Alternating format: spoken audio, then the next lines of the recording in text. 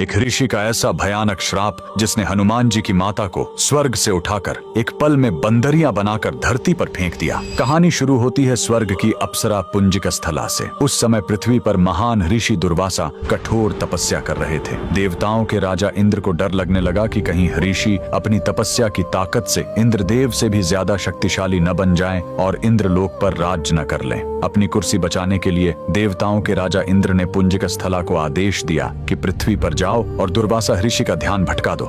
इंद्र के आदेश पर वह ऋषि के आश्रम गई और उनकी तपस्या में बाधा डालने लगी। ऋषि दुर्वासा ने गुस्से में आंखें खोली और उसे श्राप दे दिया। तूने एक चंचल वानर की तरह हरकत की है, जा पृथ्वी पर तेरा चेहरा भी वानर जैसा हो जाएगा। अप्सरा ने रोते हुए ऋषि के पैर पकड़ लिए। तब ऋषि ने दया दिखाई और मुक्ति का उपाय बताया। जिस दिन तुम भगवान शिव के 11वें रुद्र अवतार को जन्म दोगी, तुम वापस अप्सरा बन जाओगी। इसी श्राप के कारण उस अप्सरा ने पृथ्वी पर वानर राज कुंजर के घर बेटी के रूप में जन्म लिया, जिनका नाम अंजना पड़ा। बड़ी होने पर उनका विवाह महान वानर योद्धा केसरी से हुआ, लेकिन श्राप से मुक्ति पाने के लिए उन्हें एक पुत्र की आवश्यकता थी। इसलिए माता अंजना ने हम्पी के इसी अंजनाद्रि पर्वत पर भगवान शिव की घोर तपस्या की। सालों की तपस्या से शिव जी प्रसन्न हुए और वायुदेव के माध्यम से अंजना के गर्भ में दिव्य शक्ति स्थापित की। और तब इसी पहाड़ी पर जन्म हुआ बजरंग बली का। हनुमान जी के जन्म लेते ही माता अंजना का श्राप टूट गया। आज कर्नाटक के हम्पी में स्थित